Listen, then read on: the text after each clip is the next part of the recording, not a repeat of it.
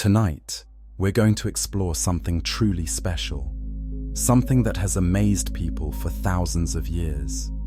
We're going to discover the most incredible creatures ever described in ancient texts, beings so powerful and mysterious that even today, we still wonder about them. But here's what makes this journey different. We're not rushing. We're not racing through facts and details.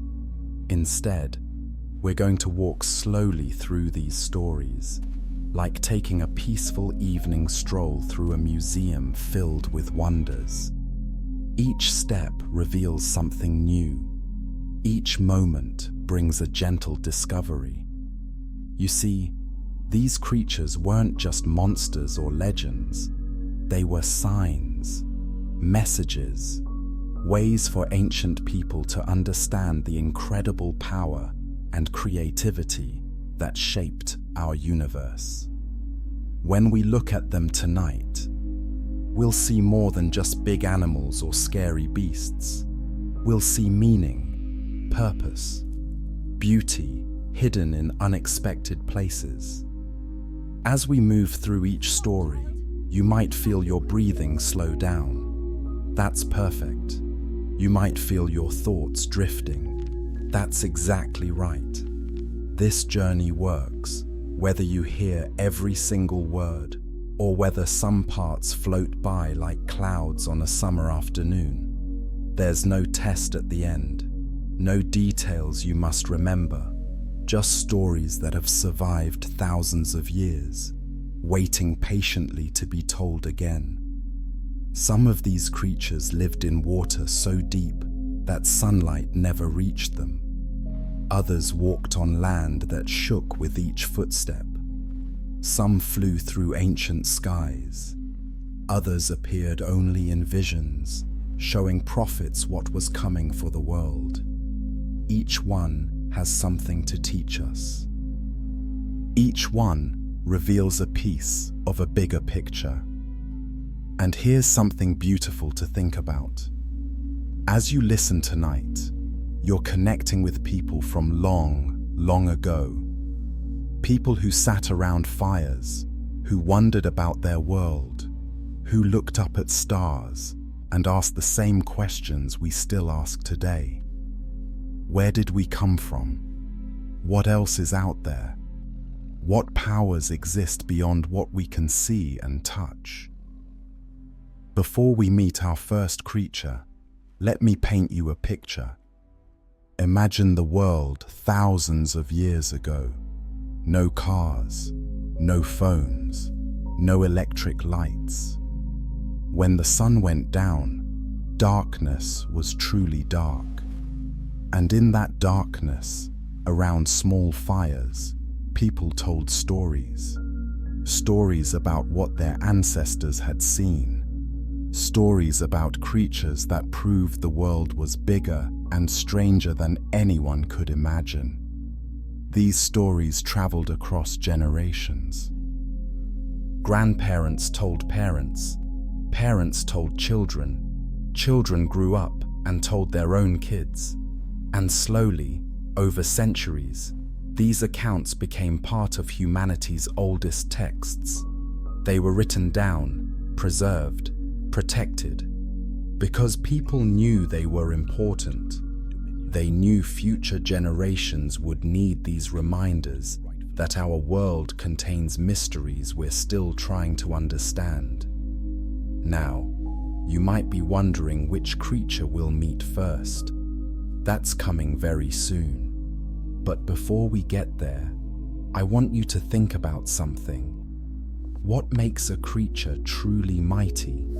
Is it size, strength, the ability to frighten others? Or is it something deeper? Maybe it's purpose. Maybe the mightiest creatures are the ones that teach us something important about life, about power, about respecting forces greater than ourselves. As we visit each creature tonight, pay attention to how they make you feel. Some might seem scary at first, others might seem beautiful, a few might seem impossible, but all of them share one thing. They remind us that reality is bigger than what we see in our everyday lives. They open doors in our imagination. They help us dream bigger dreams. And speaking of dreams, if you drift off during our journey, that's wonderful. These stories will stay with you, even in sleep. They'll weave through your thoughts like gentle rivers. You might even dream about them. Ancient people believed these creatures appeared in dreams for a reason, carrying messages from a deeper level of existence. So if sleep finds you, welcome it. The stories will still be here, waiting patiently whenever you're ready to return. Are you ready now? Ready to meet beings that have fascinated humanity for thousands of years? Ready to discover what these ancient texts tell us about creatures that walked, swam, flew, and appeared in visions long before recorded history as we know it? Take one more deep breath. Let it out slowly. Feel yourself relaxing even more. And now, let's begin. Our first stop takes us to a quiet riverbank where something enormous is about to step out from the reeds. Something called Behemoth. But I'll tell you more about that in just a moment. First, let's prepare ourselves for what we're about to see. Chapter 1. Behemoth, the Walking Mountain. There's a place, somewhere in the ancient world, where a river flows wide and peaceful. The water moves slowly, fed by distant mountains. Along its banks, tall reeds sway in the warm breeze. Everything seems calm. Normal. Just another beautiful day by the water. But wait. Something is moving through those reeds. Something very, very large. The reeds bend. Not from wind, but from something pushing through them. The bending moves in a line, getting closer to the open riverbank. Birds that were resting suddenly take flight. Small animals that were drinking scatter into the bushes. They sense what's coming before we see it. And then, stepping into the open with slow, heavy movements, comes Behemoth. Imagine trying to describe something so big that words don't quite work. That's Behemoth. Ancient texts tell us about this creature with a sense of wonder mixed with respect. Not fear, exactly. More like the feeling you get standing next to a mountain, realizing how small you are compared to something so massive and permanent. Behemoth's body is thick. Incredibly thick.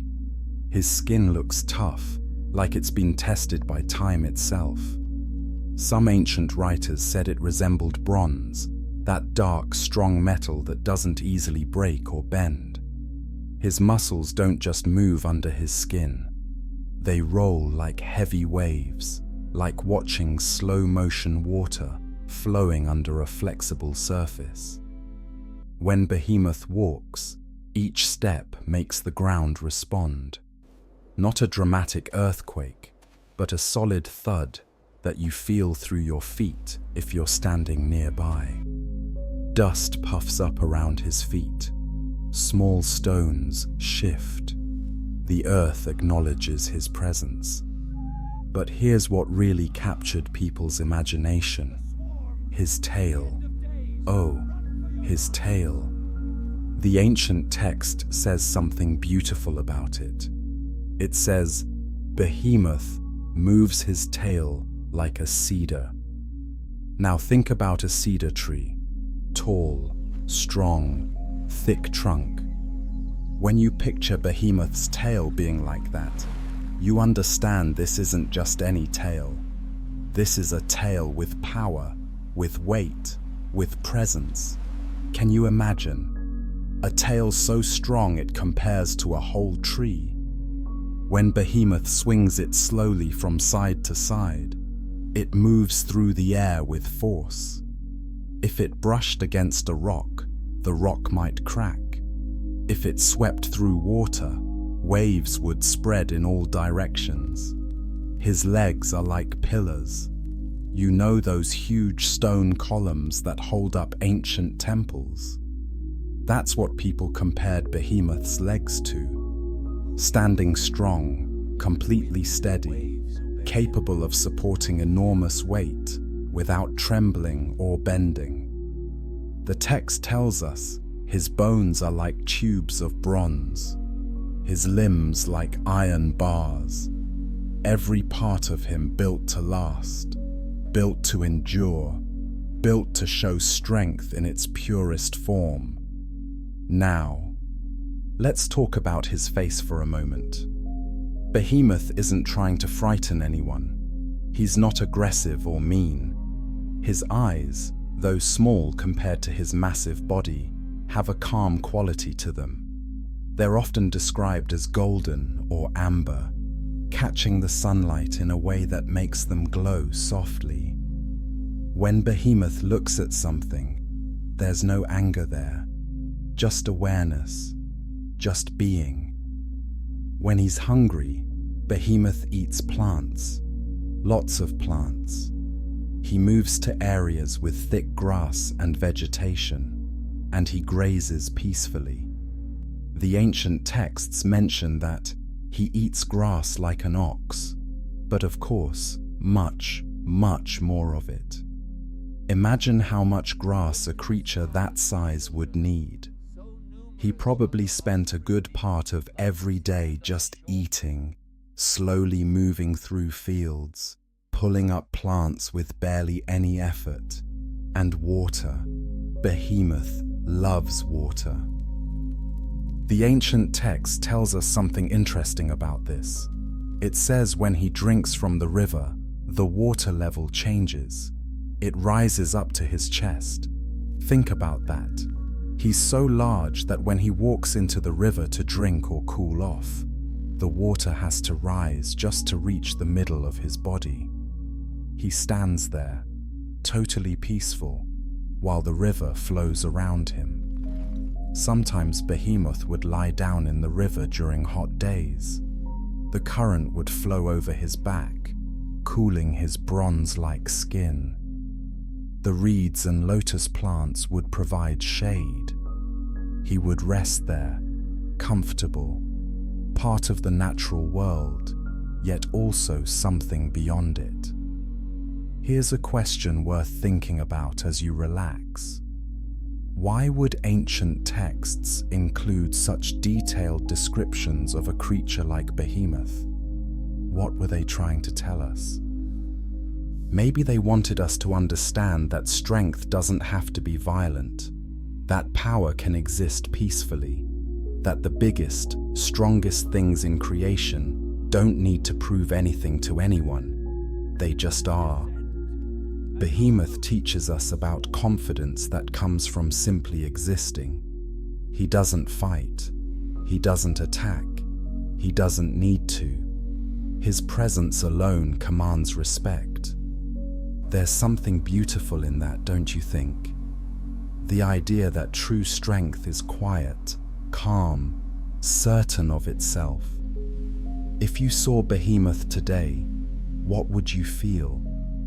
After the initial surprise, after your mind accepted that something this big was real, maybe you'd feel something like peace.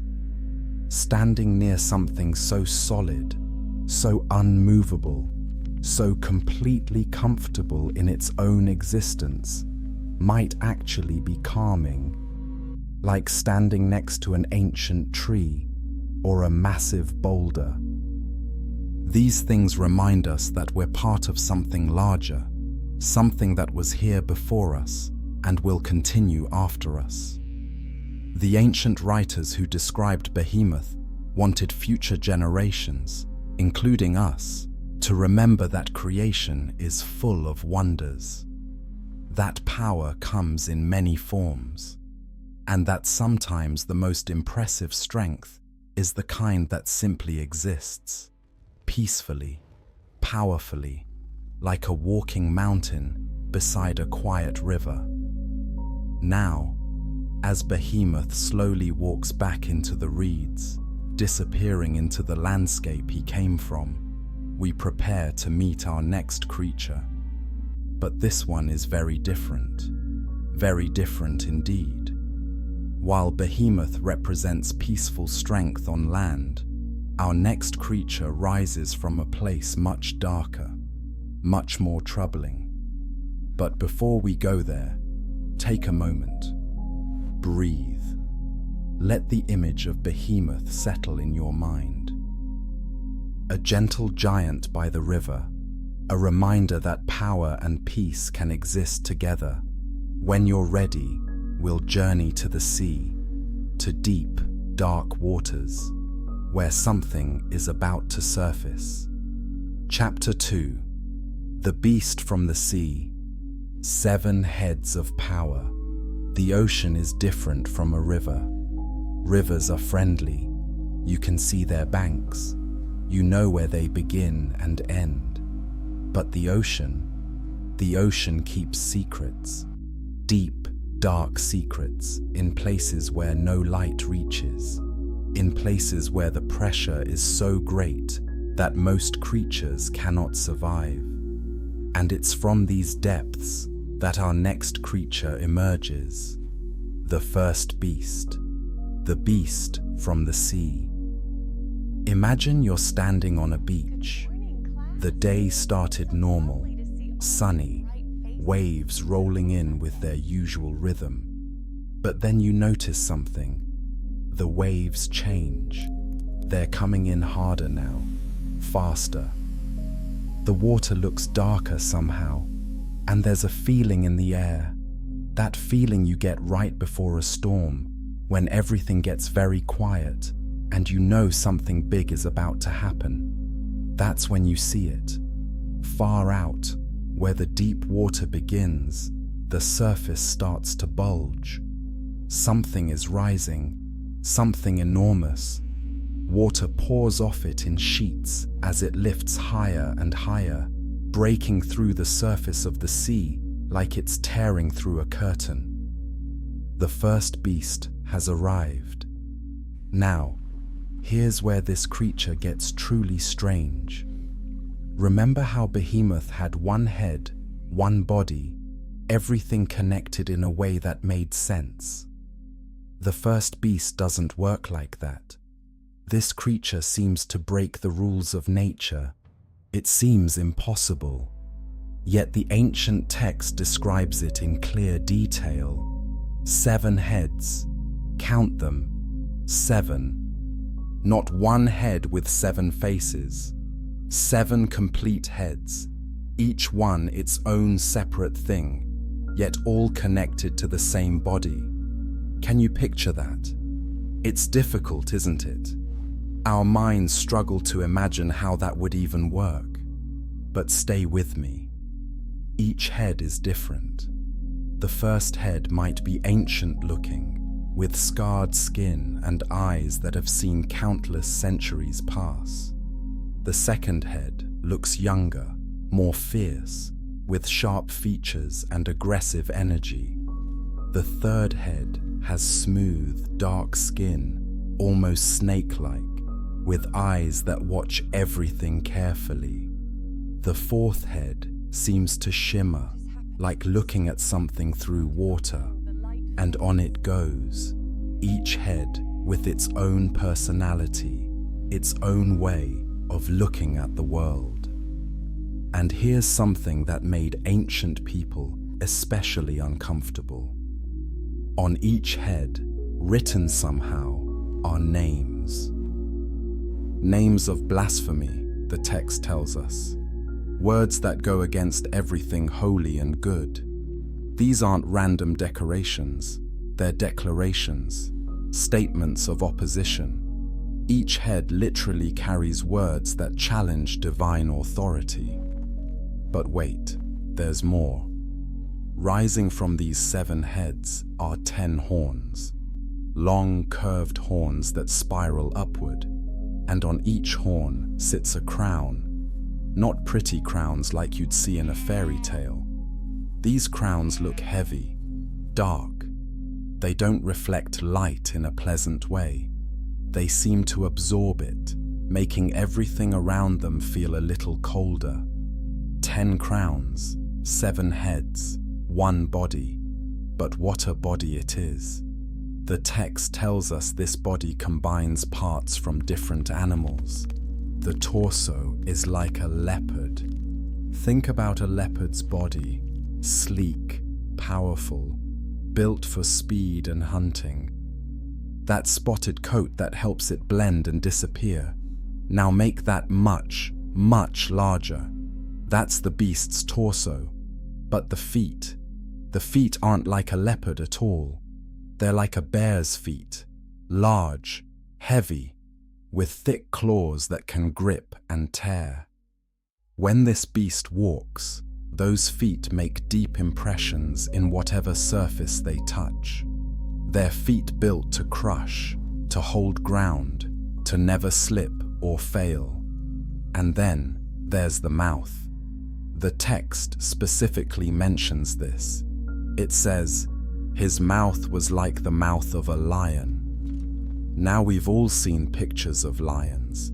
We know about their teeth, those long, sharp teeth designed to grip and tear. Imagine that lion's mouth, but scaled up to match a body the size of this beast. A mouth that, when it opens, shows rows of teeth longer than swords. When this creature roars, it's not just sound. It's a physical force, a vibration you feel in your chest, in your bones, in every part of you. Think about what this creature represents for a moment. Each part comes from a predator. Leopards hunt, bears dominate, lions rule. This beast combines the deadliest aspects of each. It's like creation looked at the most dangerous animals and said, "What if we combined them?" And then added 7 heads and 10 crowns just to make sure everyone understood its power. But here's a question that might interest you. Why would such a creature exist? What's its purpose? The ancient texts give us clues. This beast doesn't just exist for itself. It represents something bigger. It symbolizes kingdoms, power structures, systems of control that rise up throughout human history. Each head might represent a different nation or ruler.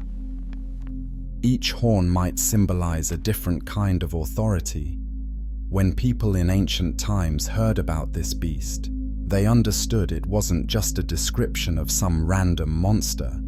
It was a warning, a way of saying, pay attention. Throughout history, forces will rise that combine different kinds of power. They'll seem unstoppable. They'll seem impossible to defeat. But remember, they're still part of a bigger story. They don't have the final word. Imagine this beast emerging from the sea near an ancient city. Word spreads fast. People run to the shore to see. Some are terrified and flee. Others stand frozen, unable to look away. The beast moves slowly, deliberately, like it has all the time in the world. Because maybe it does. Maybe creatures like this, whether literal or symbolic, aren't bound by normal time. Maybe they represent forces that exist across centuries, rising and falling, but never completely disappearing. The water clings to the beast's body as it emerges fully. Streams run down its leopard-spotted sides. Its bare feet leave deep tracks in the wet sand.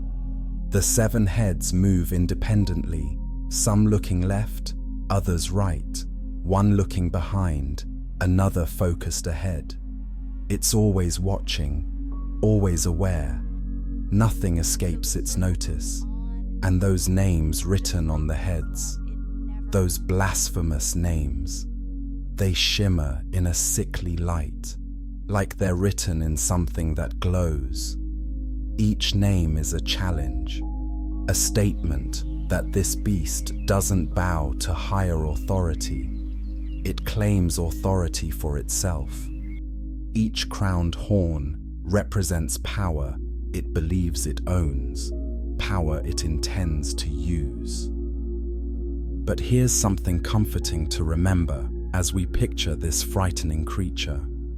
The ancient text that describes this beast also tells us about its end. It tells us that this seemingly unstoppable force doesn't last forever. That forces greater than the beast exist. That no matter how powerful something seems, nothing is truly permanent except the source of all creation itself. So when you think about the beast from the sea, yes, it's scary. Yes, it seems overwhelming. But it's also temporary. It's also limited. Even with 7 heads and 10 horns, even with the strength of a leopard, the power of a bear, and the bite of a lion, it's still part of a larger story where it doesn't get to write the ending.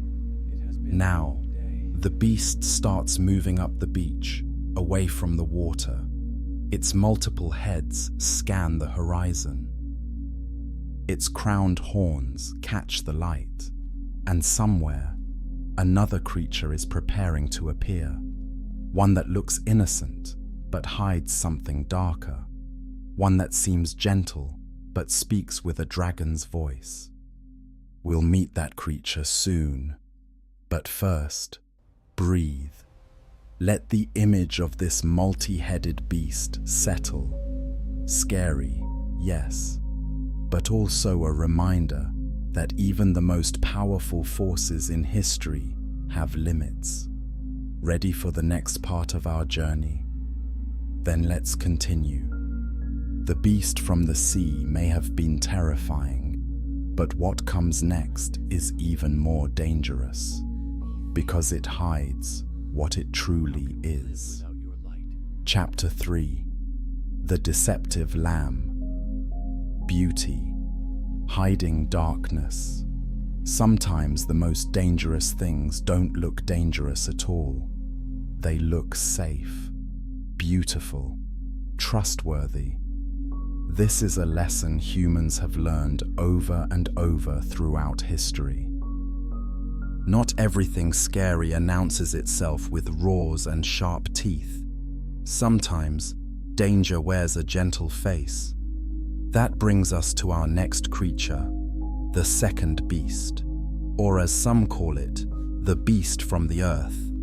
Unlike the first beast that exploded from the sea in obvious terror, this one appears differently, very differently. The earth doesn't shake when it arrives. Thunder doesn't roll. Instead, this creature seems to simply be there one moment when it wasn't there before. Like it grew up from the ground as naturally as a flower. And when you first see it, you might smile. You might think, oh, that's not scary at all. That's actually kind of beautiful. Because this beast looks like a lamb. Soft white wool covers its body. It has a gentle shape, rounded and calm. 2 small horns curve up from its head. But they're not aggressive-looking horns. They're more like decorative spirals, almost elegant. Its eyes are large and dark, the kind of eyes that seem innocent and trustworthy.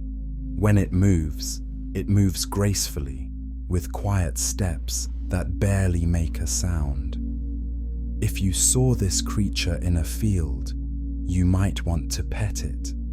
If you saw it near children, you wouldn't worry.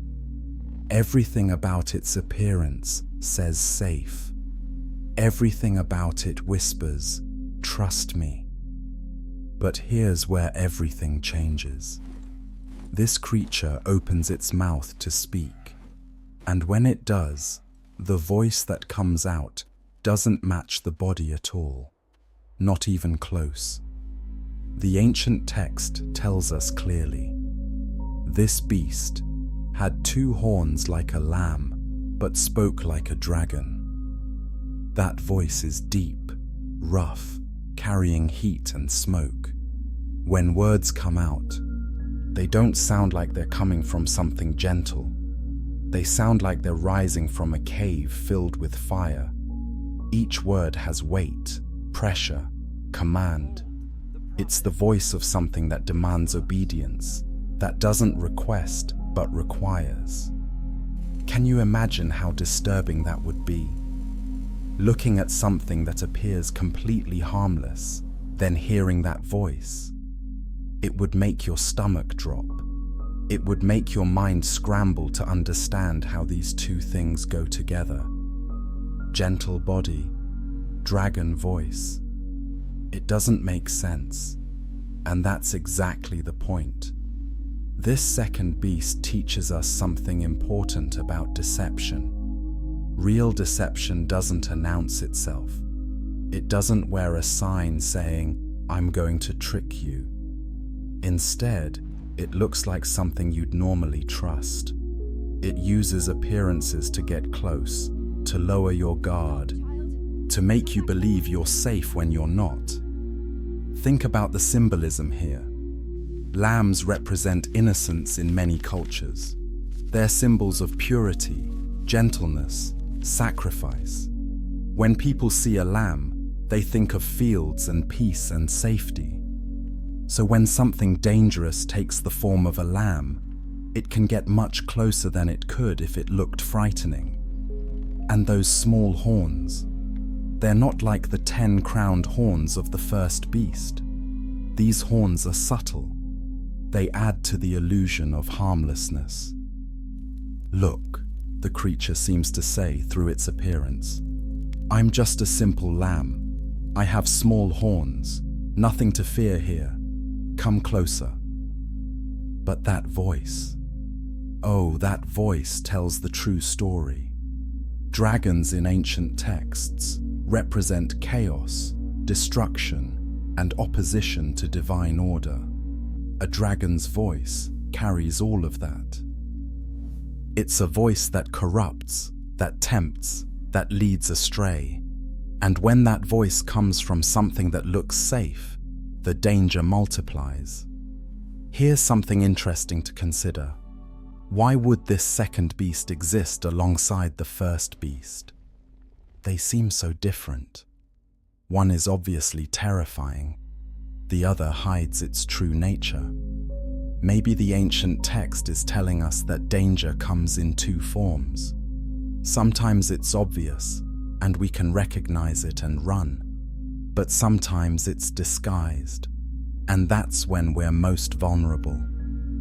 The second beast doesn't need to force anyone. It uses that gentle appearance to attract people. They come willingly, thinking they're approaching something good. And by the time they hear the dragon voice, it might be too late. They're already too close, already influenced, already trapped. Imagine this creature appearing in a village. At first, people gather around, delighted. "Look at the beautiful lamb," children might say. "Can we keep it?" But then the wise elder hears it speak, hears that wrong voice coming from that right-looking body. The elder would shout warnings, but would everyone listen? Or would they be too charmed by the appearance to accept the truth about what they're seeing? This is why discernment matters, why we can't always trust our first impressions, why sometimes we need to look deeper, listen more carefully, pay attention to the details that don't quite fit. The second beast is a walking reminder that not everything is as it seems. Now, you might wonder, what does this creature do? According to the ancient texts, it performs great signs.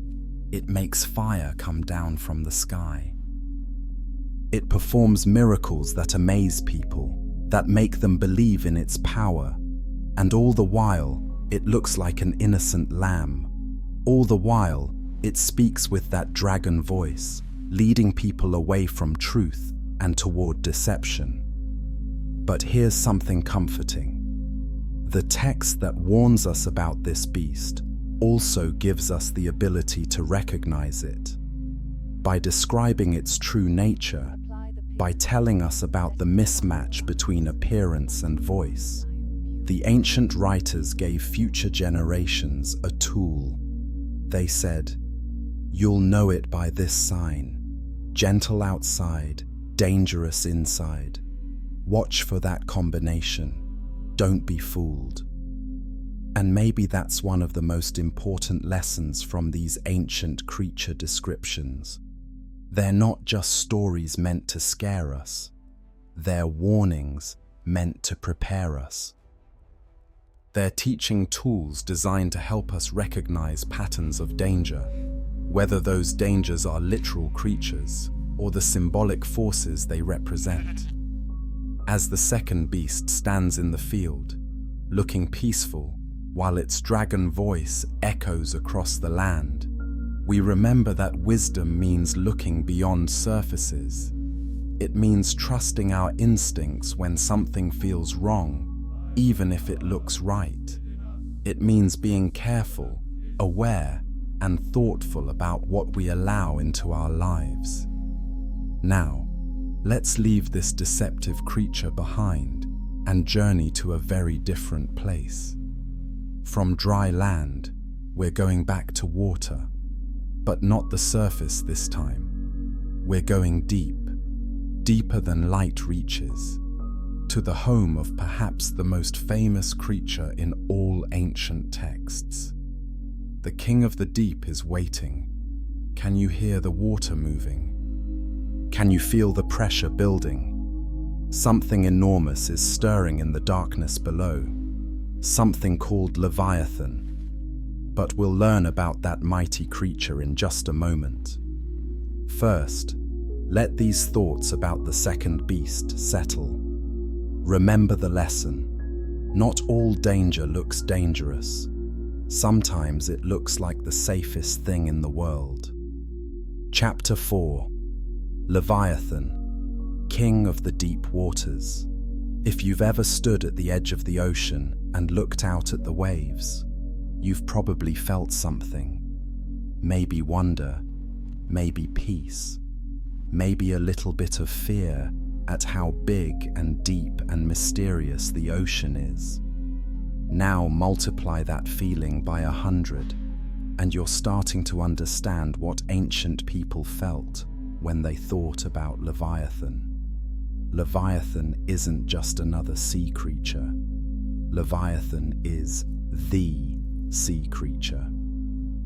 The king of everything that swims, crawls, or exists in the deep waters. And according to ancient texts, this creature is absolutely magnificent. Let's start with size. Leviathan is enormous, not just big like a whale, enormous in a way that makes whales look small. When ancient writers tried to describe how long this creature was, they struggled. Some said it stretched longer than several ships placed end to end. Others said when it moved through the water, it created waves that reached the shore from miles away. Its body is serpent-like, but incredibly thick. Imagine a snake, but instead of being as thick as your arm, it's as thick as a house. That thick, and covered in scales, but not ordinary scales. These scales are described in amazing detail in the ancient text. They're tight together, fitted so perfectly that nothing can get between them. Not water, not weapons, nothing. The text says, his back is made of shields, shut up closely as with a seal. Picture that. Each scale is like a shield, and they're all locked together so tightly that they form complete armor. If you tried to stick a knife between two scales, you couldn't. If you tried to shoot an arrow at Leviathan, it would bounce off. This creature is protected by nature itself, covered in the best armor ever created. And these scales shine. When Leviathan moves through water and sunlight hits him just right, those scales reflect light like metal. Bronze, gold, silver, all mixed together in a dazzling display. Ancient sailors who claimed to have seen Leviathan from a distance said it looked like a river of light moving through the dark water. Now let's talk about the head. Large, powerful, filled with teeth. And what teeth they are. Long, curved, sharp as any sword ever made. Row after row of them, designed perfectly for grabbing and tearing. The text tells us these teeth are terrible to look at. Not because they're ugly, but because they're so obviously dangerous. Just seeing them makes you understand immediately that this is a predator unlike any other. But here's where Leviathan gets truly amazing. The ancient text describes something almost unbelievable about this creature. It says, "Out of his mouth go burning torches. Sparks of fire leap forth." Fire from a sea creature. How does that work? The text continues. "Out of his nostrils smoke goes forth, as from a boiling pot and burning rushes." Imagine seeing this in person. You're on a boat. The sea is dark.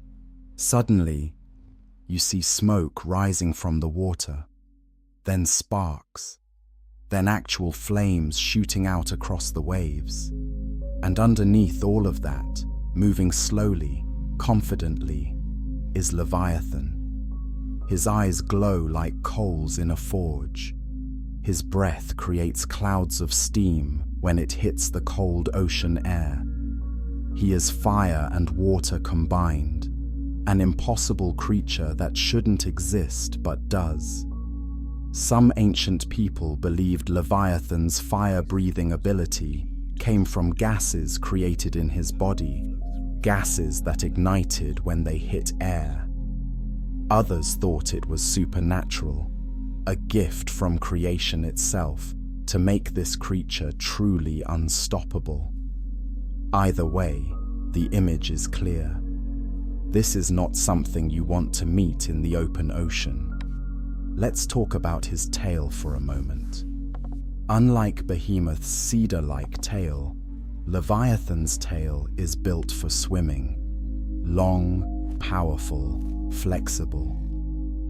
When he swings it to move forward, it creates a current so strong that it pulls water from all directions.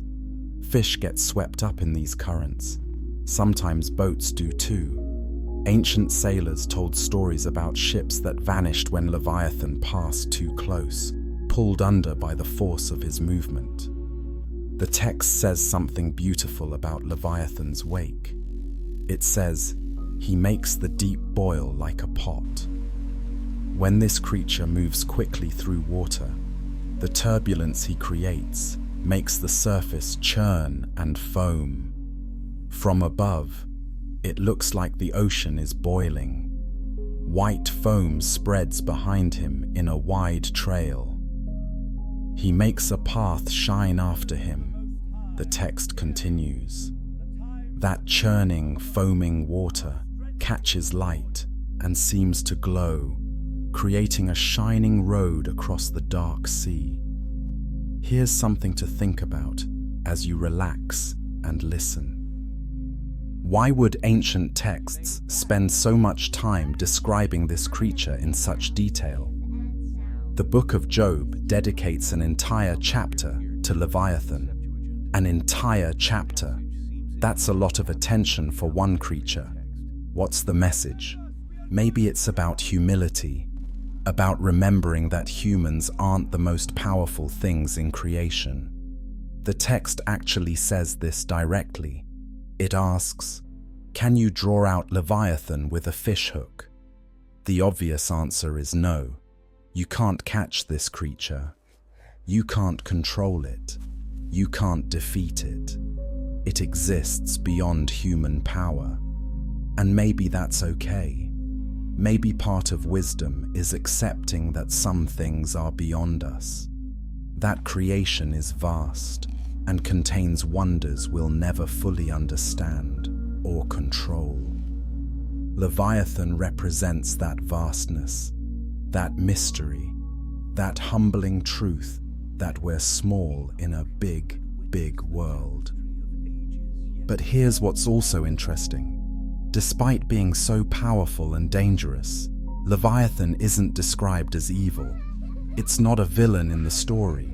It's simply a creature doing what it was made to do, swimming in the deep, being powerful, existing as a testimony to the incredible creativity and power that brought all things into being. Imagine Leviathan in his natural habitat, deep below the surface, where the pressure would crush a human instantly. He's comfortable. He glides through underwater canyons. He explores depths no one has ever seen. He is completely alone in his power, unchallenged, unmatched. And maybe sometimes, when the mood strikes him, he rises toward the surface. His enormous back breaks through the waves. His fire breath lights up the night. Ancient sailors see him and can hardly believe their eyes. And then, just as quickly, he descends again, back to his kingdom in the deep. The text asks another interesting question. Who can open the doors of his face? Meaning, who can pry open Leviathan's mouth? Who's brave or strong enough to face those teeth, that fire breath, that power? Again, the answer is no one. No human, at least. This reminds us that creation has its own hierarchy, its own order.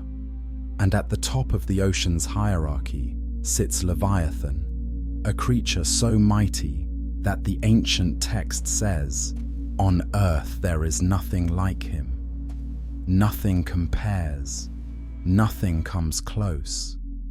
He is unique, singular, the ultimate expression of what a sea creature can be. As we think about Leviathan swimming in his dark kingdom, breathing fire, wearing armor that can't be pierced, creating glowing paths through the water, we remember that the world is full of wonders, that mystery is real, that some questions don't have easy answers, and that's actually beautiful. Now, Leviathan descends back into the deep, back to pressures and darkness that humans can't survive. His glowing eyes fade into the black water. The light from his fire breath dims. The ocean surface calms. And we turn our attention to something completely different. From the depths of the sea, we're about to journey to the depths of the earth, to a place where something terrible is imprisoned. A place where, according to ancient texts, an army waits. An army like nothing you've ever imagined. An army of creatures that are small individually, but together create terror that makes even Leviathan seem simple. Are you ready?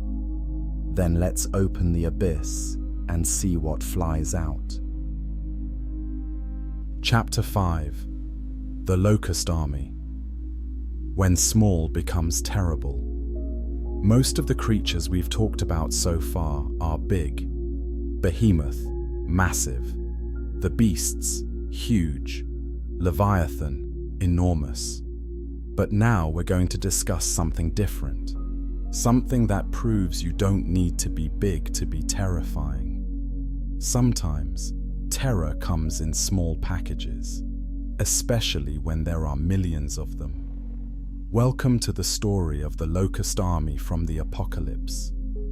Picture a normal day, clear sky, warm sun, everything peaceful. Then someone notices something strange. The sun seems to be getting darker, but there are no clouds. So why is it getting dark? People look up, confused, and that's when they see it. The sky is filled with creatures, not birds, something else, something that moves in a way that seems wrong. The air fills with a sound like rushing wind mixed with metallic clicking, and the darkness spreads because there are so many of these creatures that they actually block out the sun. These are no ordinary locusts. Real locusts are small insects that sometimes swarm and eat crops. They're a nuisance, sure, but not exactly terrifying. These apocalyptic locusts are completely different. They're larger, more complex, and absolutely horrifying to look at. Let's start with their basic shape. The ancient text says, "The appearance of the locusts was like horses prepared for battle." Think about that. They look like war horses, strong bodies, muscular, built for fighting. But they're not horses. They're something that resembles horses, but is fundamentally different. On their heads, they wear something like crowns. Not real crowns, but natural formations that look like crowns, as if nature itself marked these creatures as royalty. These crown-like structures glimmer with a golden color, making each locust look like a tiny flying warrior wearing its rank. Now here's where it gets really strange. Their faces. The text says, their faces were like human faces. Stop and think about that. Bug bodies, but human faces.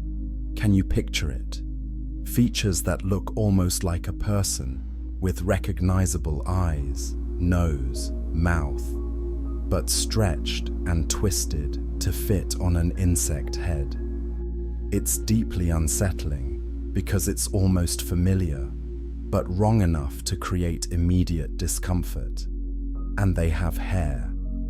The text specifically mentions they had hair like women's hair. Long, flowing hair streaming back as they fly. Why hair on an insect? It makes no sense according to natural laws. But there it is. Dark hair rippling behind them, making them look both beautiful and terrible at the same time. Their teeth complete the nightmare image. Their teeth were like lion's teeth. Sharp, tearing teeth, predator teeth. These aren't the simple mandibles of a normal insect. These are weapons, designed to bite and damage and cause pain. Their bodies are protected by what looks like armor. They had breastplates like breastplates of iron, shiny, hard, metallic coverings on their chests. When these creatures bump into each other mid-flight, there's a clanking sound, metal on metal. Thousands of them moving together create a constant clashing noise that sounds like an army of soldiers running into battle. Speaking of sound, let's talk about their wings. Normal locust wings make a buzzing sound, annoying but not frightening. These creatures' wings create something far worse. The sound of their wings was like the sound of many chariots with horses rushing into battle. Imagine that. Not a buzz, a roar, a thundering, overwhelming noise that makes it impossible to think, impossible to communicate, impossible to do anything but feel overwhelmed by the approaching swarm. But we haven't discussed the worst part yet. The part that makes these creatures truly weapons of terror. Their tails. They had tails like scorpions, with stings in their tails. Each one of these locusts carries a scorpion's tail, long, jointed, curving over their backs, ending in a sharp stinger, and according to the text, they have power to hurt people for 5 months. The pain from these stings is described in the ancient text in horrifying terms. It says people will seek death because of this pain, but won't find it. They'll want to die to escape the agony, but they won't be able to. That's how intense the suffering is. 5 months of this torment from creatures that swarm in such numbers that they darken the sky. Now, let's think about this from the perspective of someone experiencing it. You're in your home when you hear the sound starting in the distance. That terrible sound of millions of wings, like chariots and horses. You look outside and see the sky darkening. Then they arrive. They pour through every opening, windows, doors, cracks in walls. Nothing stops them because they're too numerous. They fill the air, crawling on surfaces, flying in chaotic patterns. And then the stinging begins. One gets you. Sharp, sudden pain. Then another. Then another. The pain builds and builds until it's unbearable.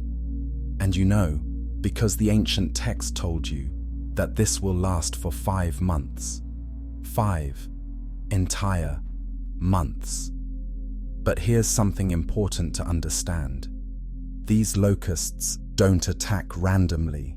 The text is very specific about this. They have a king. They have as king over them the angel of the bottomless pit. They're organized, directed. They have a purpose and a target. They're not mindless insects. They're an army with a commander, following orders, carrying out a specific mission. This detail makes them even more frightening. A random disaster you can maybe escape with luck, but an organized attack, led by intelligence, that's much harder to avoid. These creatures will find their targets because they're being guided to them. Why would the ancient text include such a detailed, terrifying description? What's the point? Maybe it's to show that judgment can come in unexpected forms.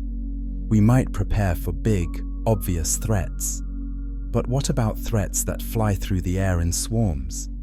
Threats too numerous to fight individually. Threats that can get through any defense simply by overwhelming it with numbers. There's also something here about collective power.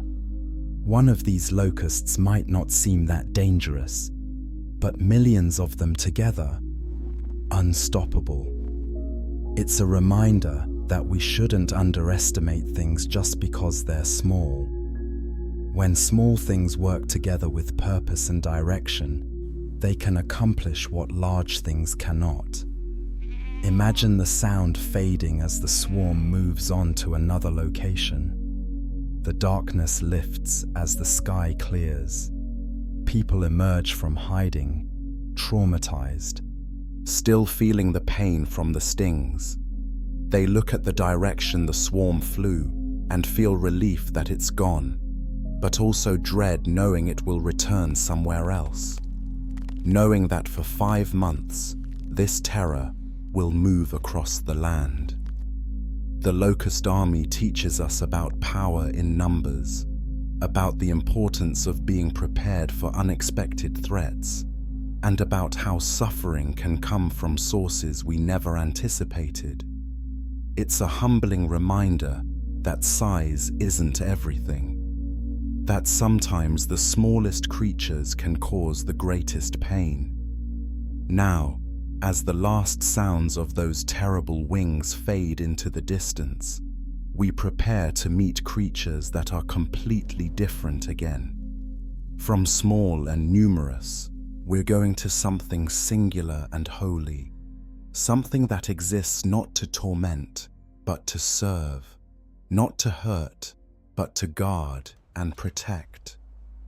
We're about to meet the cherubim, angels of fire and light, and you won't believe what they really look like. Chapter 6: The Cherubim, Guardians of Holy Fire.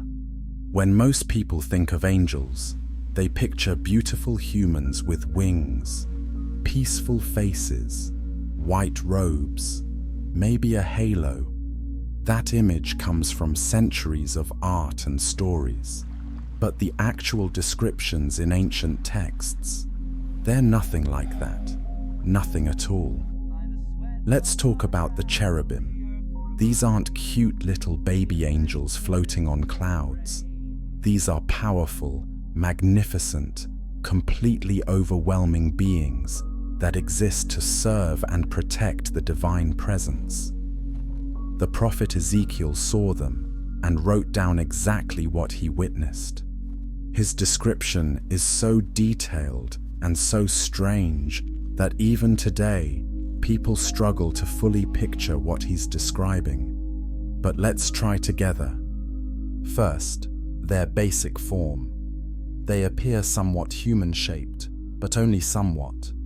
They have a body, arms, legs, but everything about them is enhanced, intensified, made more than human. Their skin glows, not a gentle glow like a candle, a bright, metallic shine like bronze heated in a furnace until it's almost white with heat. Looking at them is like looking at living light shaped into solid form. They have 4 wings. 4.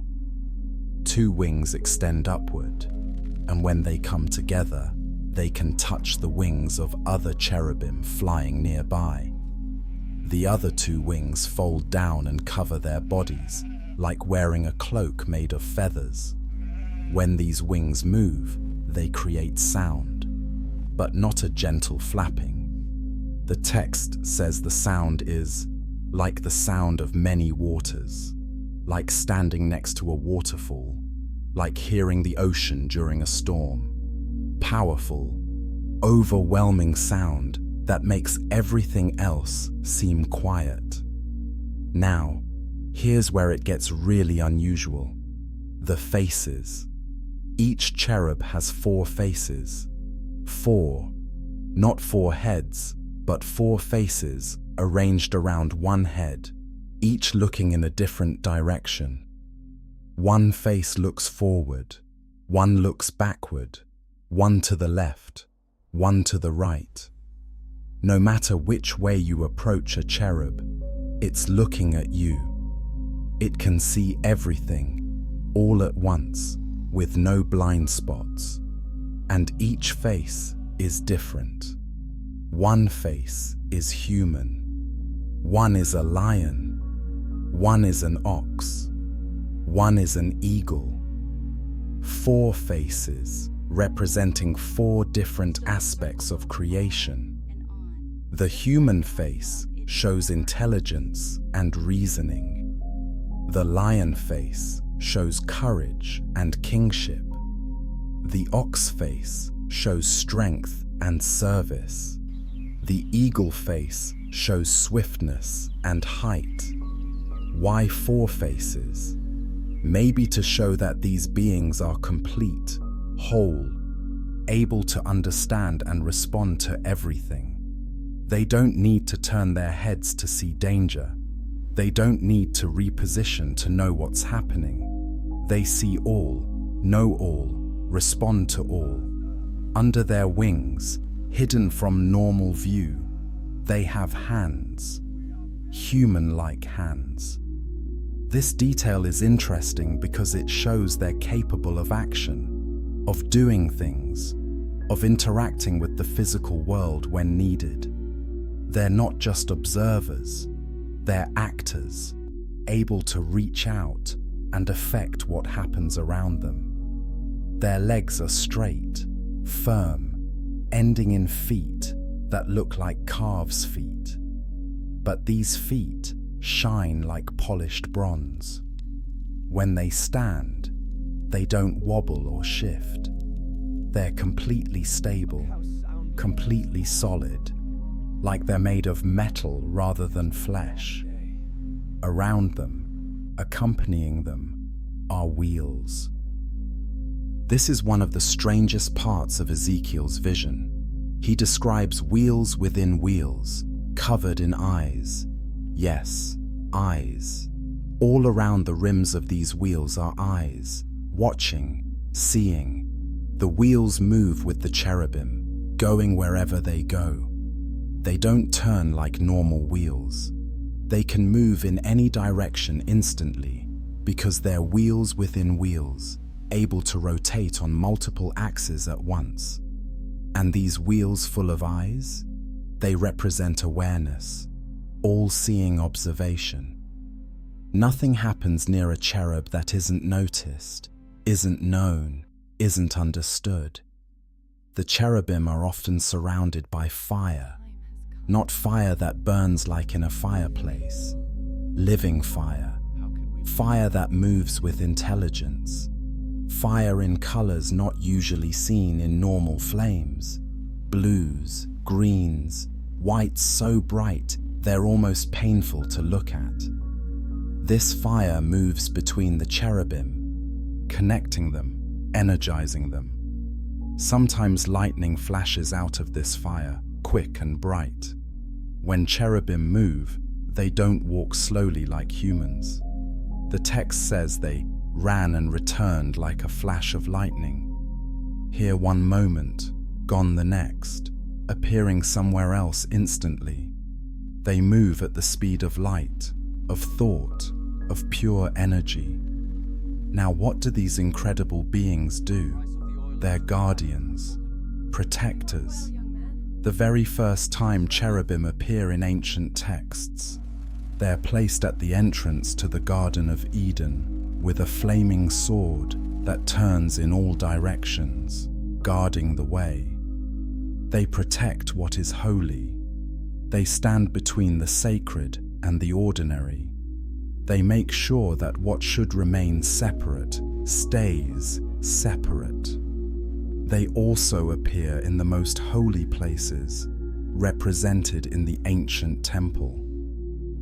Their images were woven into curtains, carved into walls, formed into statues. Why? To remind people that the divine presence is guarded, protected, watched over by beings of immense power. Imagine encountering a cherub in person. You're walking along and suddenly the air changes, gets thicker, brighter. You feel heat, but it doesn't burn.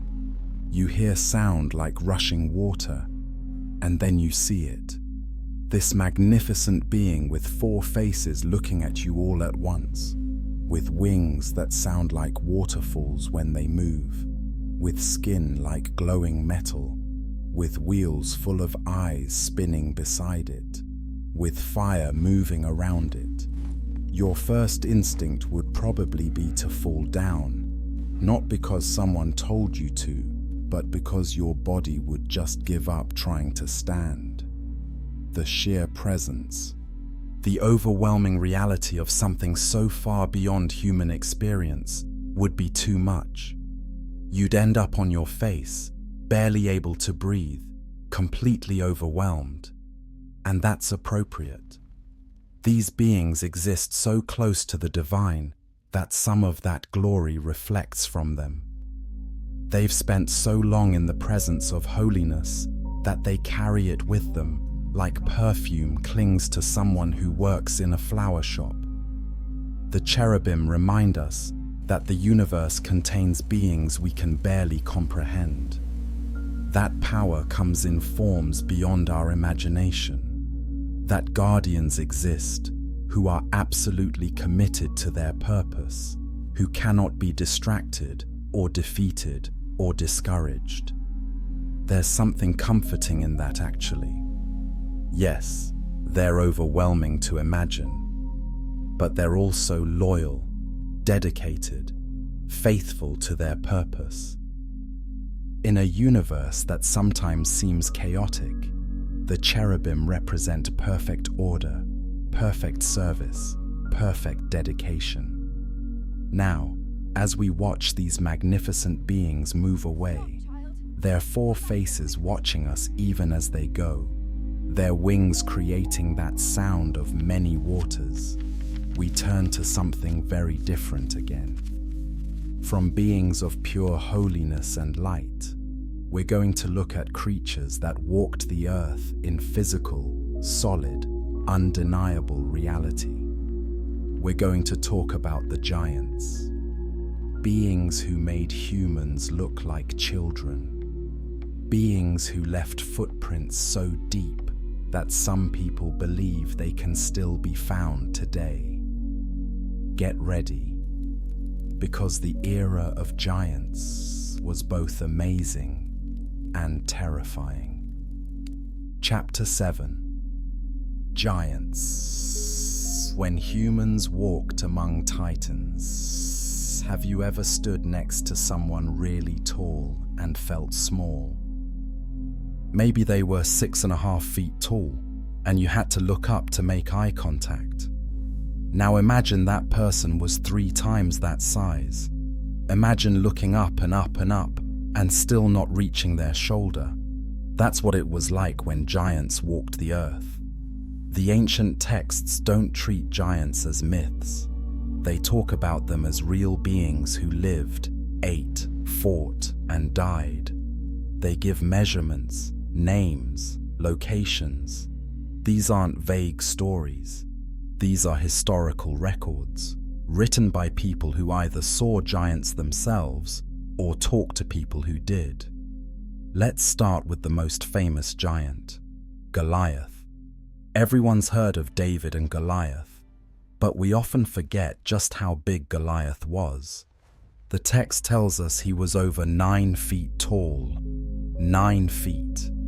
That means if he stood in a normal room, his head would go through the ceiling. When he walked, each step covered as much ground as 3 normal steps. Children who saw him probably thought he was a moving tower. His armor weighed about 125 pounds. Just the armor. That's like wearing a whole person as protection. His spear had a head that weighed 15 pounds. Try to imagine picking up a 15-pound weight and throwing it at someone. Now imagine that's just the tip of the weapon, with a long wooden shaft behind it. A normal person could barely lift Goliath's spear, much less use it in battle. But Goliath wasn't even the biggest giant mentioned. There was Og, king of Bashan. The text says his bed was 13 feet long and 6 feet wide. 13 feet. He needed a bed almost as long as a small car. Imagine how tall he must have been to need a bed that size. Some scholars think Og might have been close to 12 or 13 feet tall. That's taller than most rooms. That's so tall that a normal person standing next to him would barely reach his waist. Then there were the Anakim, not one giant, but a whole group of them. When ancient Israelite spies went to scout out the Promised Land, they came back terrified. Their report says, "We saw the giants there, and we were like grasshoppers in our own sight, and so we were in their sight." Grasshoppers. Think about that comparison.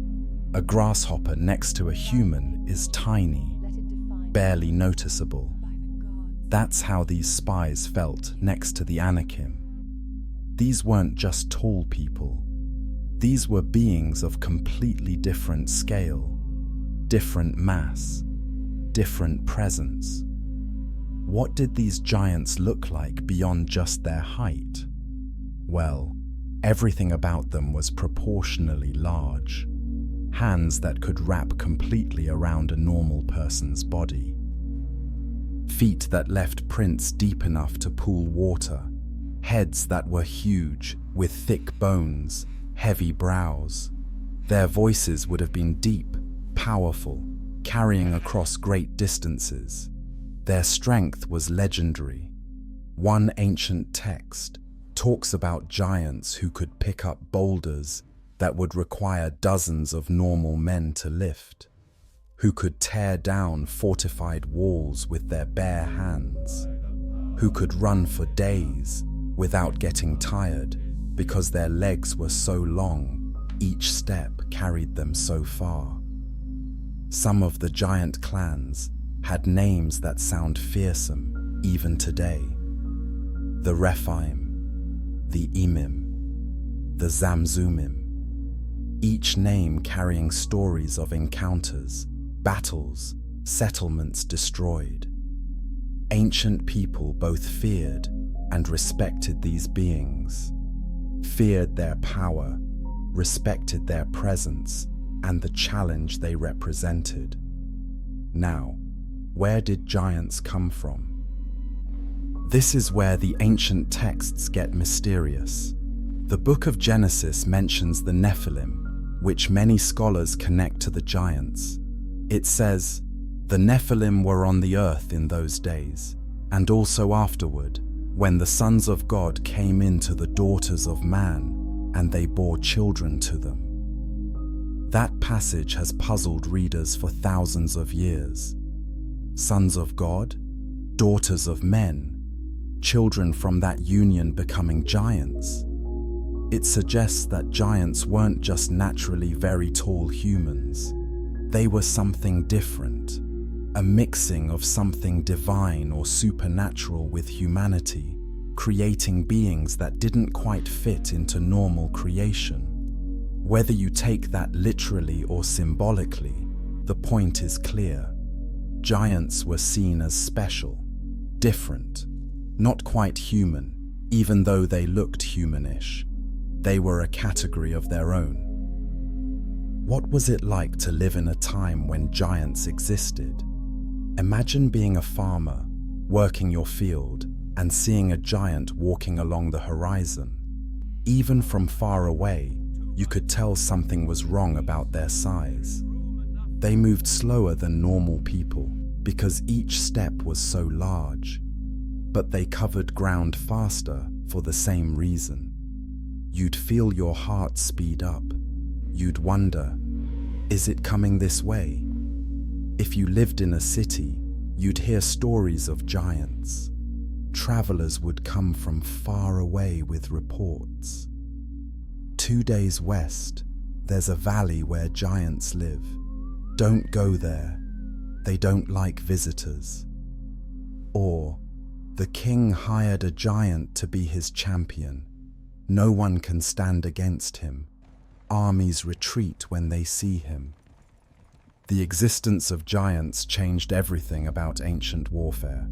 Normal battle tactics didn't work. A shield wall means nothing when someone can simply step over it. Arrows barely bother someone with skin so thick and bones so heavy. Fighting a giant wasn't like fighting another soldier. It was like fighting a force of nature. This is why David defeating Goliath was such a big deal. It wasn't just an underdog victory. It was a normal-sized human defeating something that shouldn't be defeatable by normal means. It was impossible made possible through courage and skill. Eventually, the giants disappeared from history. Ancient texts record battles where giants were defeated. Gradually, over generations, they became less common, then rare, then gone. By the time recorded history becomes more detailed, giants are already just stories, already legends. But those legends persisted because people found evidence. Huge bones in caves, oversized weapons buried in old battlefields, graves that were far too large for normal people. These discoveries kept the memory alive, kept people believing that once, long ago, giants really did walk the earth, and maybe they left us something valuable.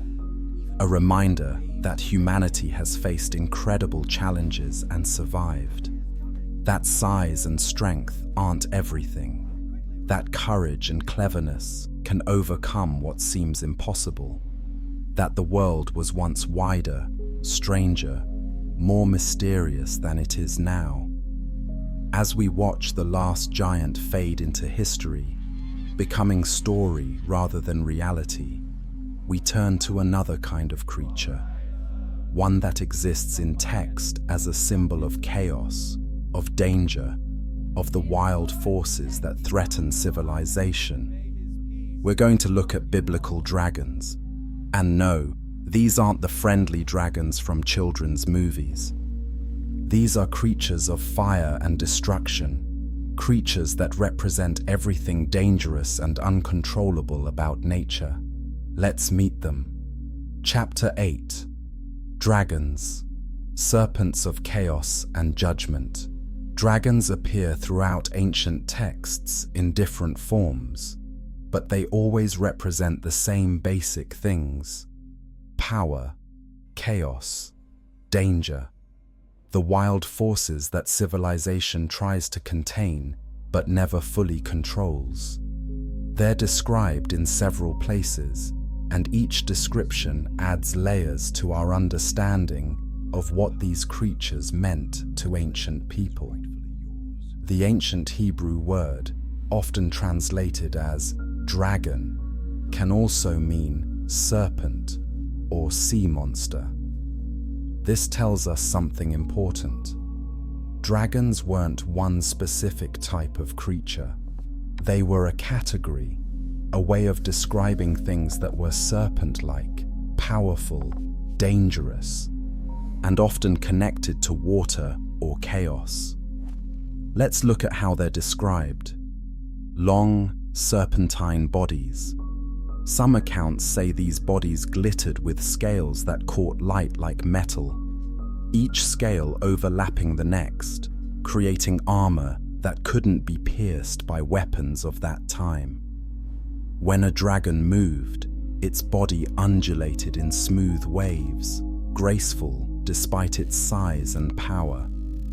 The head was large, angular, often described with horns or spines jutting out in various directions. These weren't decorative features. They were weapons and warnings. Don't come close. I am dangerous. The mouth was filled with teeth, many teeth, all sharp, all curved backward, so that anything caught couldn't escape. But the most impressive feature was the breath. Multiple texts mention dragons breathing fire or smoke. The Book of Job describes this in detail when talking about Leviathan, which many scholars consider a type of dragon. It talks about fire coming from the mouth, smoke from the nostrils, breath that could light coals. How could this work? Some ancient people thought dragons had internal organs that produced flammable gases. When the dragon breathed out forcefully, these gases would ignite, creating a stream of fire. Others thought it was supernatural, a direct gift from creation to make these creatures especially powerful. Either way, the image is clear. A dragon could attack from a distance. You couldn't just approach with a sword and hope to win. Before you got close enough to strike, you'd be burned. This made dragons nearly impossible to fight with ancient weapons and tactics. Dragons were often connected to water in ancient texts. They lived in seas, rivers, or deep waters. The prophet Isaiah mentions the dragon that is in the sea. This connects dragons to humanity's ancient fear of the ocean. The deep water represented chaos, the unknown, danger, and dragons were the living embodiment of that chaos. When ancient writers wanted to describe something chaotic and dangerous threatening their society, they often used dragon imagery. Invading armies were compared to dragons. destructive natural forces were called dragons. It became symbolic language that everyone understood. Dragon equals danger. Dragon equals chaos. Dragon equals something that must be faced and overcome. But here's something interesting. While dragons were dangerous, they weren't evil in the way we might think. They were forces of nature. They existed to be what they were. Like a storm or an earthquake, a dragon didn't have moral choice. It was simply powerful and wild, following its nature. However, dragons could be used as symbols of evil forces. The Book of Revelation describes a great red dragon with 7 heads and 10 horns that represents Satan. This dragon wages war against heaven and is eventually thrown down to earth. Here, the dragon image is used to show ultimate rebellion against divine order. It's chaos personified, choosing destruction over peace. What would encountering a dragon have been like? Let's imagine you're traveling in ancient times. You're following a river because rivers mean water and fish and easier travel. But as you round a bend, you see something that makes you freeze. The sand on the riverbank is disturbed. Something large has been here recently, very large. Then you see the marks, deep gouges in the mud, not like any animal tracks you know, long dragging marks from a tail, deep impressions from clawed feet, and the marks are heading into the water. You look at the river with new fear. What's down there? What might surface while you're crossing? Then you smell something. Sulfur, like burning rocks. The smell gets stronger, and you realize it's coming back. The dragon is returning from wherever it went underwater. You have seconds to decide. Run? Hide? Try to look non-threatening. The water begins to move, not from current, but from something huge displacing it. Bubbles rise, the smell gets stronger, and then you see the head emerging, sleek, scaled, water pouring off it. Eyes like burning coals turning toward you. The mouth opens slightly, and smoke drifts out. The dragon has noticed you. In that moment, you understand every dragon story you've ever heard. You understand why ancient people told their children, "Stay away from the deep river. A dragon lives there." You understand why armies would refuse to cross certain waters. This isn't myth. This is survival instinct meeting something that could end you instantly. Throughout history, dragons represented challenges that seemed impossible to overcome. And in many ancient stories, they were overcome not by strength, but by cleverness, faith, or divine intervention. This taught an important lesson. Some problems can't be solved by force. Sometimes you need a different approach. Sometimes you need help beyond yourself. The image of dragons also reminded people that chaos is real. That no matter how orderly and safe society becomes, wild forces still exist. Nature can't be completely tamed. Power can't be completely controlled. There will always be dragons, whether literal or metaphorical, waiting in the deep waters. But humans survived. Despite dragons and all they represented, civilization continued.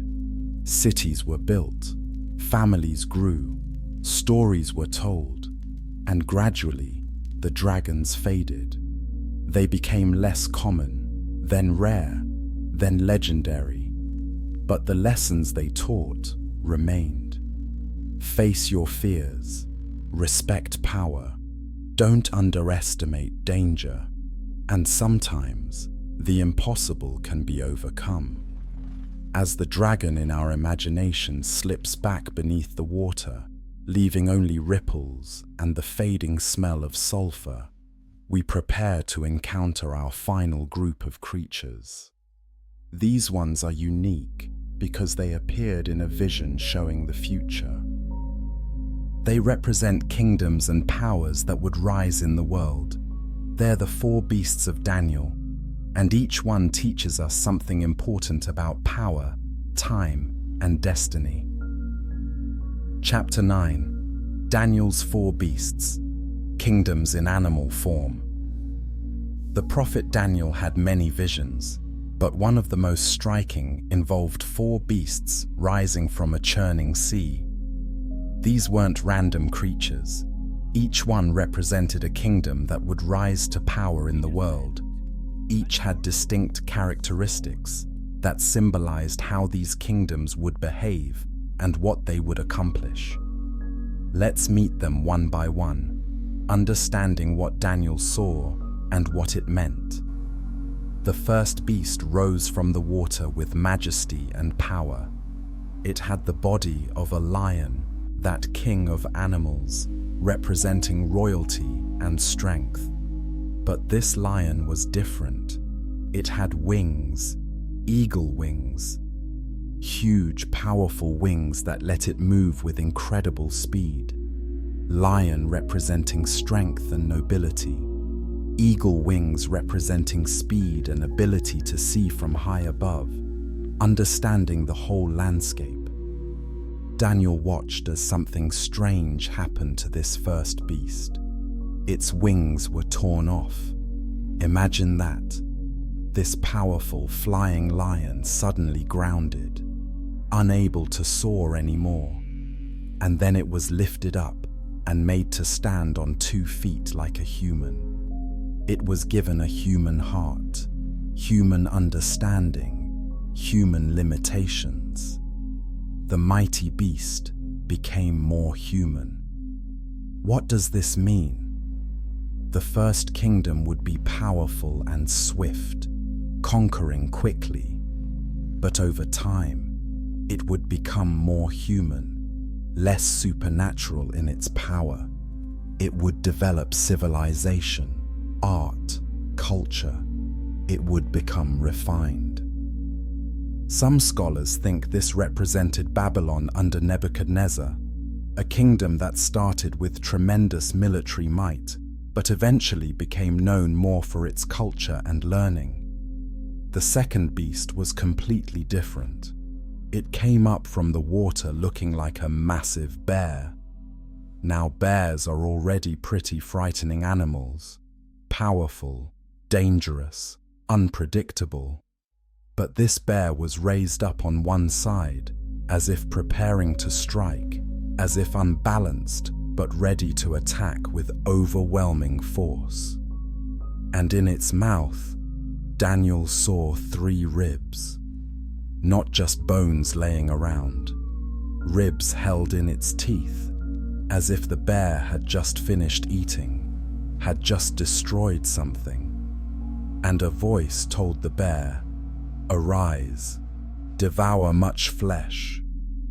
This was a beast made for consumption, for taking, for destroying, and absorbing. This beast represents a kingdom that would be brutal and consuming, one that would devour other nations like a bear devours prey.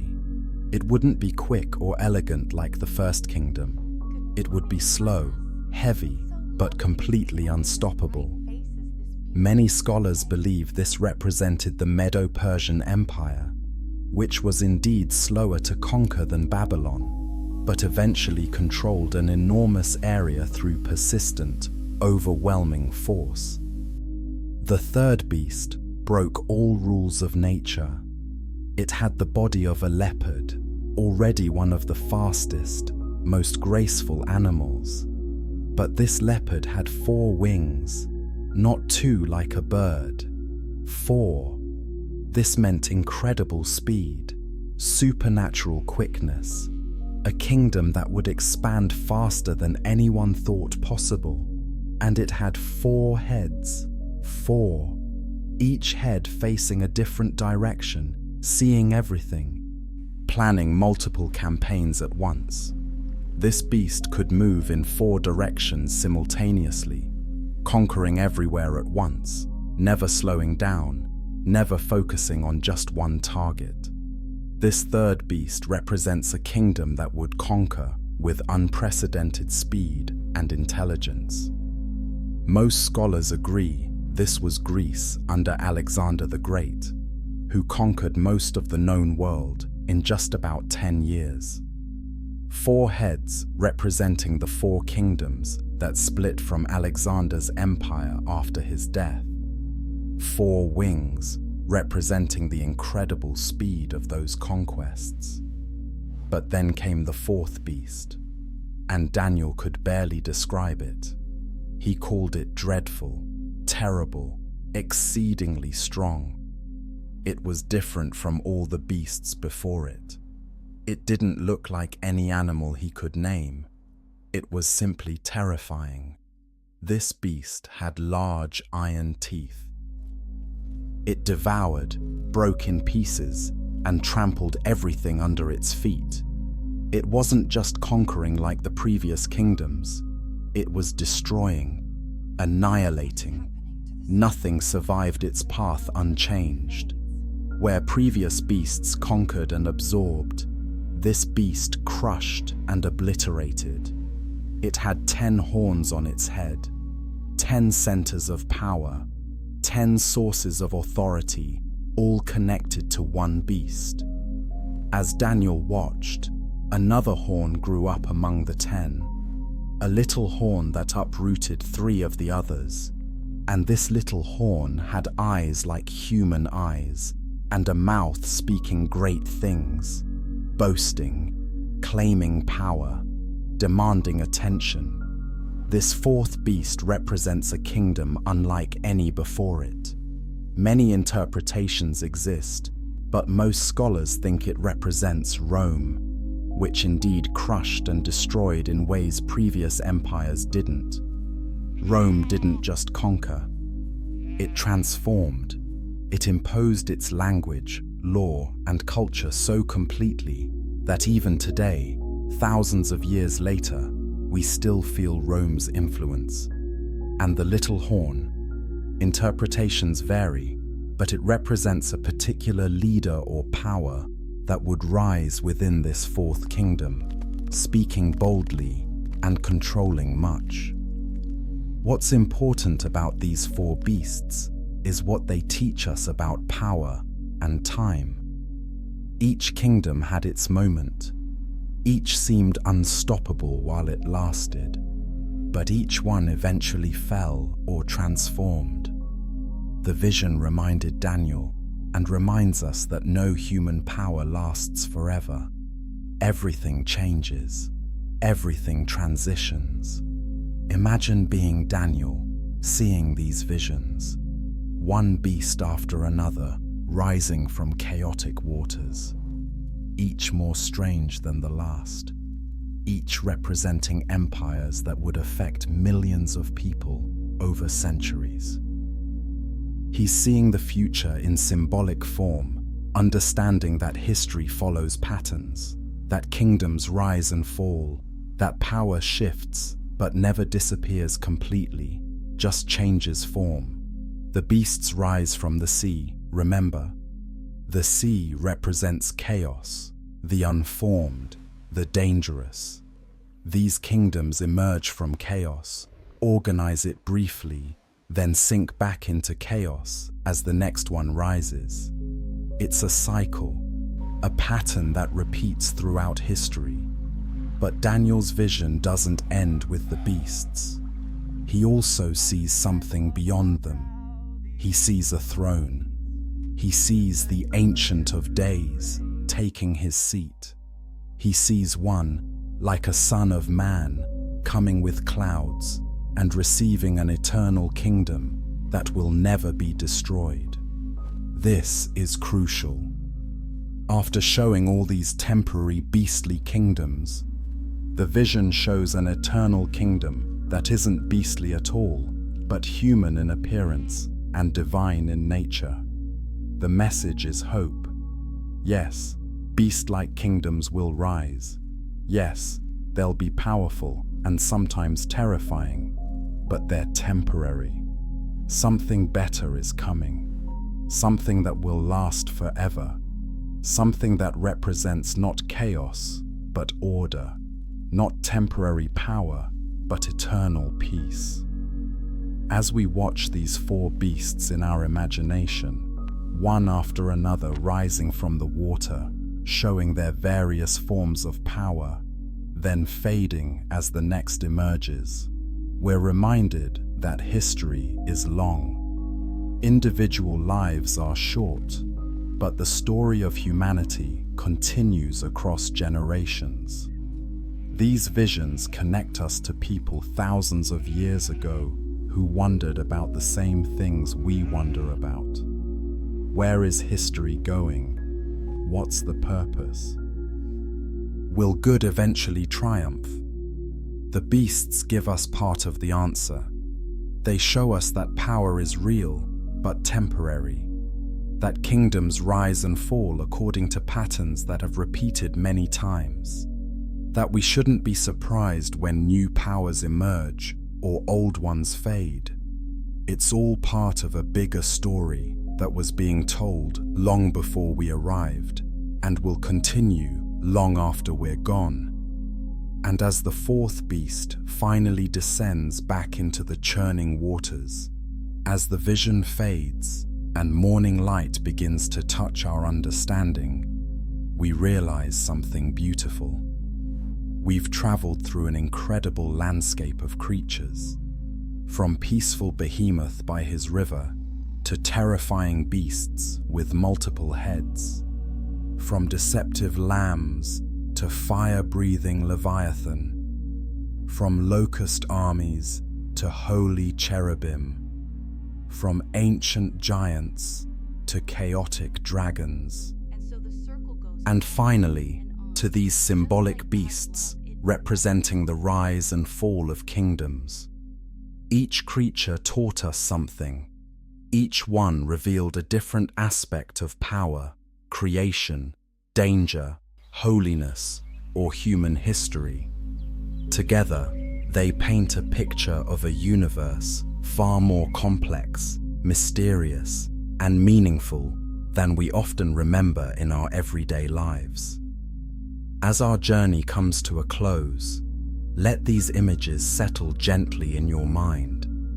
Let them remind you that the world is full of wonder, that ancient people saw and experienced things that still have the power to amaze us, that wisdom comes from unexpected sources, even from descriptions of impossible creatures in ancient texts. Whether these beings were literal or symbolic, physical or spiritual, they've survived thousands of years in human memory for a reason. They speak to something deep in us, something that recognizes we're part of a bigger story, something that knows mysteries still exist, waiting to be contemplated and understood. So rest now. Let sleep come if it's ready for you. And know that tomorrow, when you wake, the world will still be full of wonders. Maybe not creatures quite like the ones we've discussed tonight, but wonders nonetheless. Beauty in unexpected places, lessons in surprising forms, and always, always, the invitation to stay curious, stay open, and keep exploring the amazing universe we inhabit. Thank you for taking this journey with me. Sweet dreams, friend. Until we meet again.